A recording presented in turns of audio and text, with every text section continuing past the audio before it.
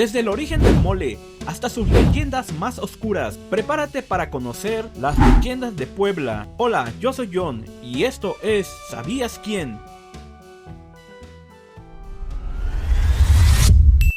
La fundación de Puebla. Se cuenta que tras la conquista, los españoles buscaban un lugar para fundar una ciudad de descanso, un punto medio entre Veracruz y la gran Ciudad de México. Sin embargo, no lograban ponerse de acuerdo en el sitio. Es aquí donde aparece la figura de Fray Julián Garcés, el obispo de Tlaxcala.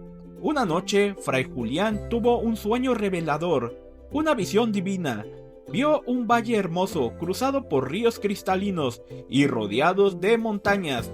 Pero lo más increíble fue la aparición de los ángeles. En su sueño, los seres celestiales descendieron del cielo. No solo le mostraron el lugar exacto donde debía sentarse la ciudad, sino que tomando cuerdas y cordeles, ellos mismos se pusieron a trazar sus calles.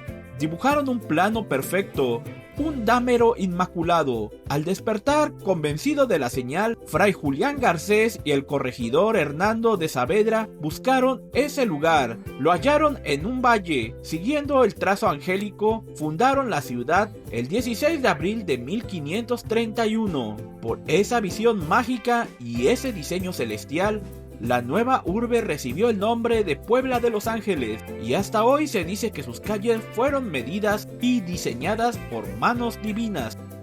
La China poblana. Su historia comienza en la India, no en China, con una princesa llamada Mirra. Un día fue secuestrada por piratas y llevada en un galeón que cruzó el Pacífico.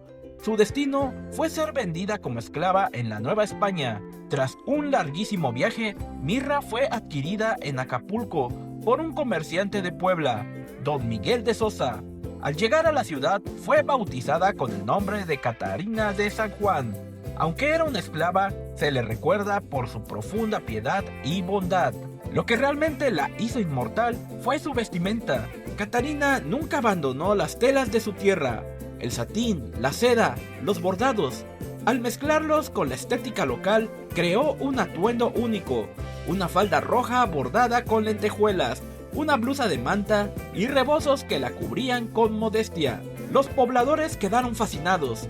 Este atuendo, mezcla de Oriente y México, se popularizó, convirtiéndose en el traje regional más emblemático del estado. A su muerte en 1688, Catarina de San Juan fue venerada como una santa popular.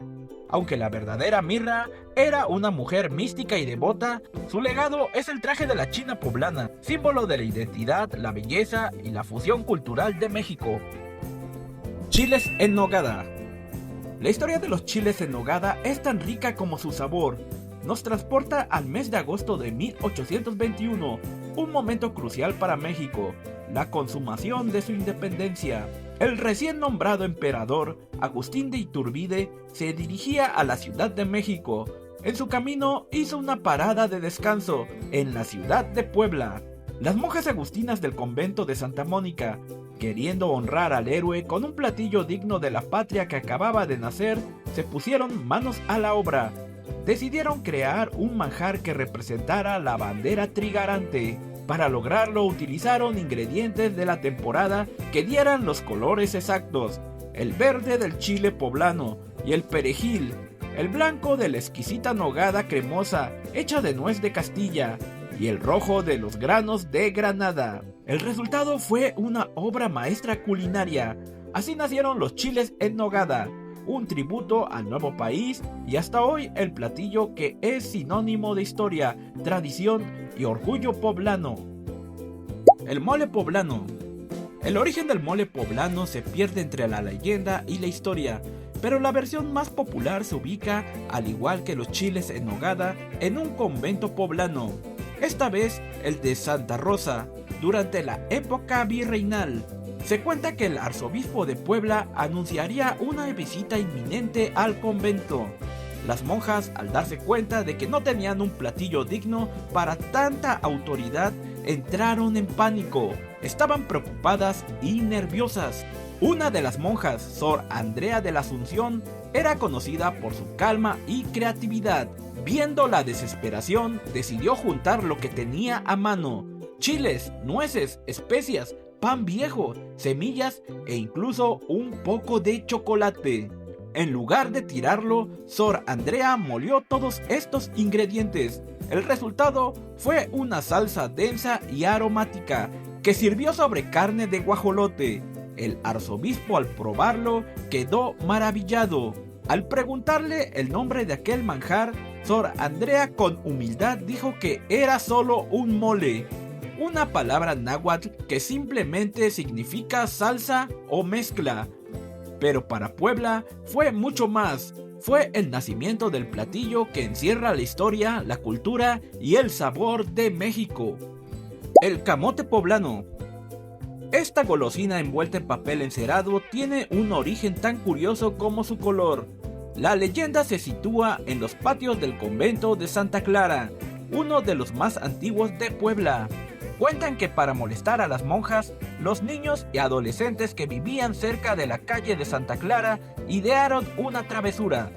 Metieron varios camotes crudos en la pileta de agua de la cocina, pensando que las religiosas los encontrarían al día siguiente. Las monjas, en lugar de enojarse, vieron la oportunidad. Al día siguiente, el camote, ya ablandado por el agua y el reposo, fue sacado y hervido. Con su pulpa suave decidieron mezclarlo con azúcar y saborizantes. El resultado fue una pasta dulce y maleable. Para hacerlo más atractivo, lo enrollaron y lo envolvieron en papel. Y así, lo que comenzó como una broma terminó siendo el dulce tradicional más popular de la ciudad.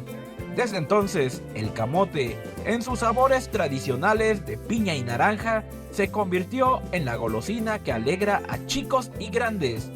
Un dulce recuerdo de las travesuras virreinales en la calle que hoy lleva su nombre, la calle de los dulces. Los chocoyoles. En las comunidades más antiguas de la Sierra de Puebla se habla de seres que van más allá del simple chaneque o el nahual. Se les conoce como los chocoyoles. Los chocoyoles son, según la tradición, los hijos no deseados o abandonados que fueron sacrificados por sus madres antes de nacer. Son almas en pena que no han podido ir al cielo. La leyenda dice que estos espíritus vagan por los montes, especialmente cerca de barrancas y ríos.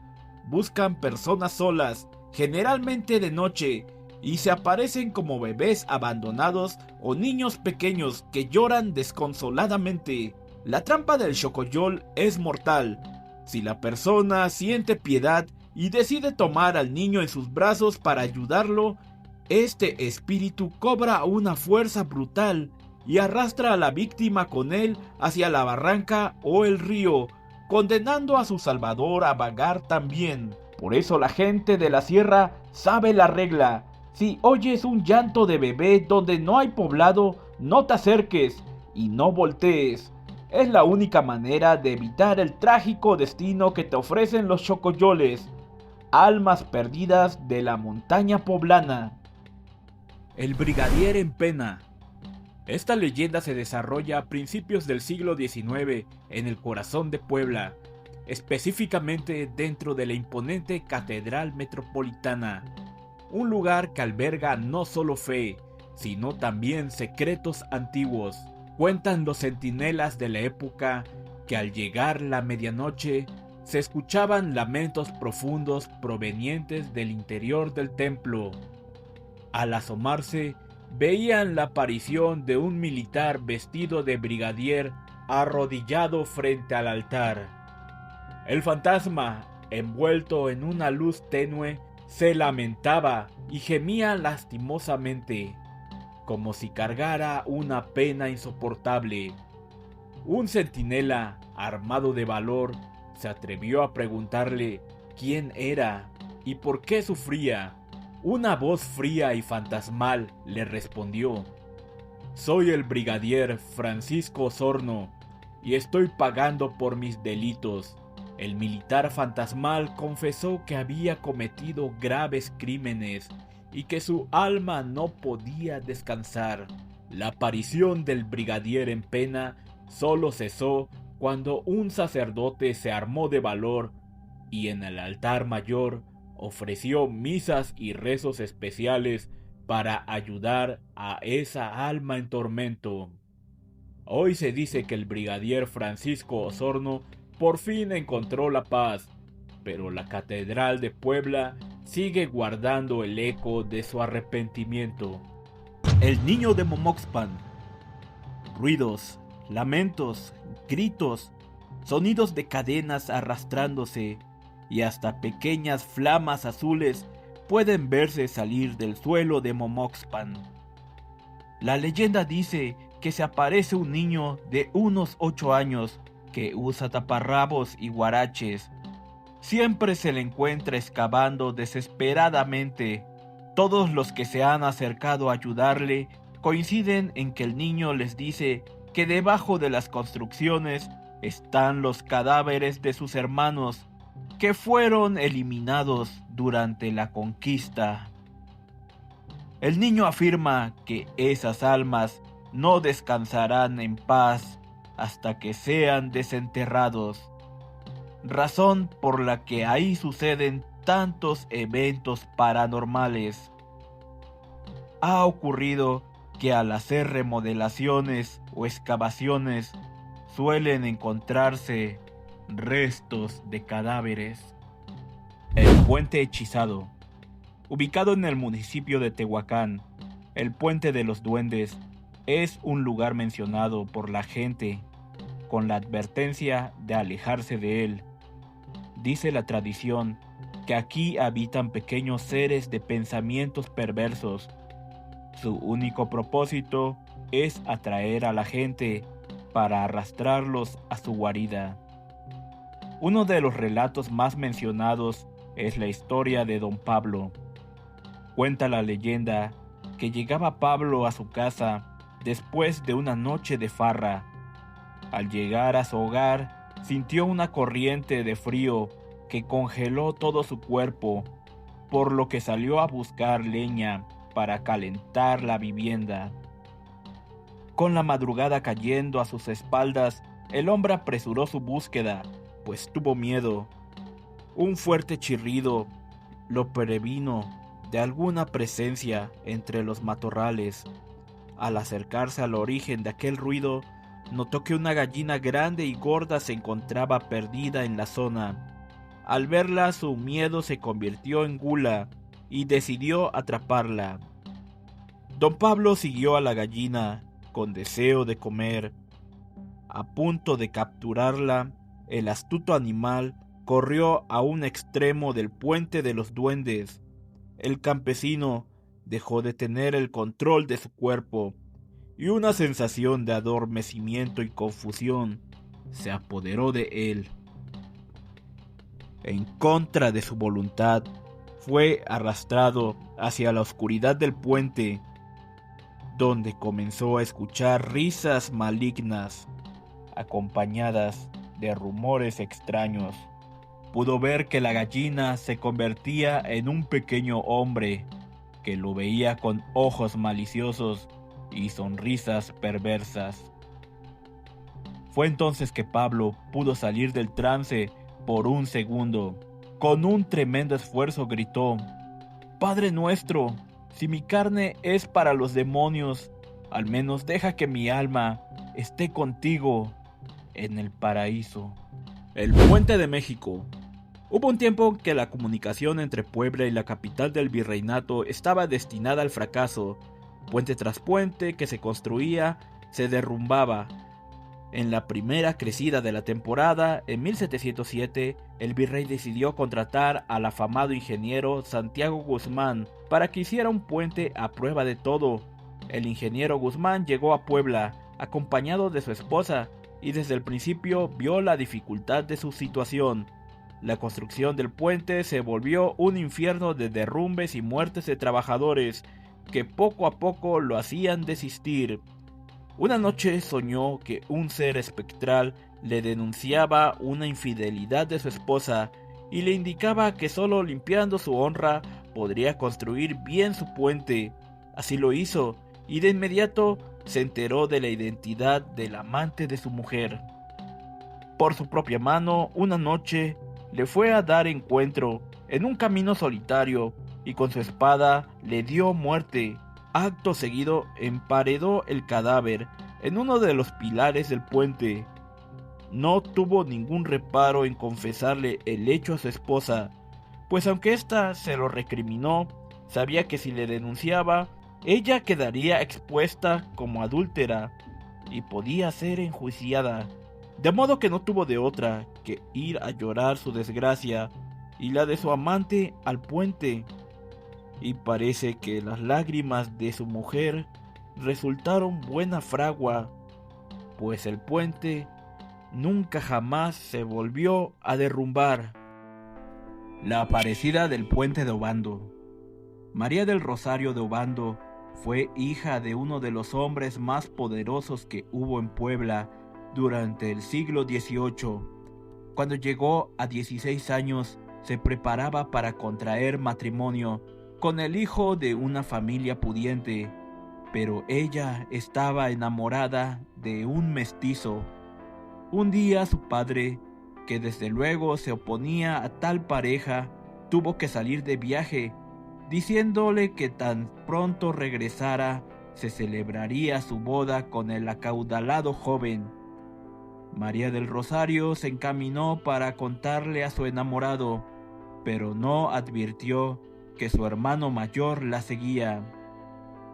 En una confusa escaramuza contra el novio, Agustín de Obando dio muerte de forma accidental a su hermana y con toda intención al dichoso novio.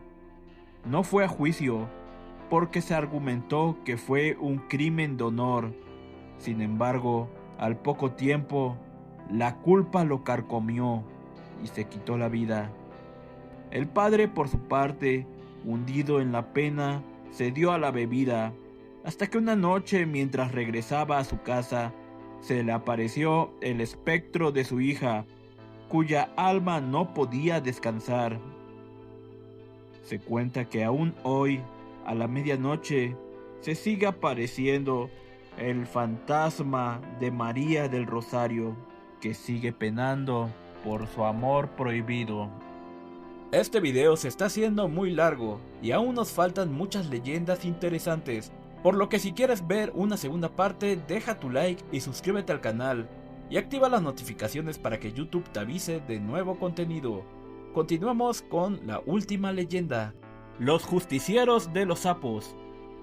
Mucha gente asegura que hay dos seres de ultratumba que deambulan por el barrio de los sapos. Estos personajes procuran administrar una lección a todos aquellos parranderos que abandonan a sus familias para darse una noche de copas y diversión. El primero es un perro, un cachorro negro que cautiva a las mujeres ebrias con su tierna apariencia, para después transformarse en una terrible bestia que lanza zarpazos y mordidas. La segunda es una encantadora mujer que durante la noche atrae con su belleza a los galanes ebrios, deseosos de probar sus encantos. Ellos intentan conquistarla, y justo cuando van a besarla, la hermosa mujer se convierte en un horrible esqueleto.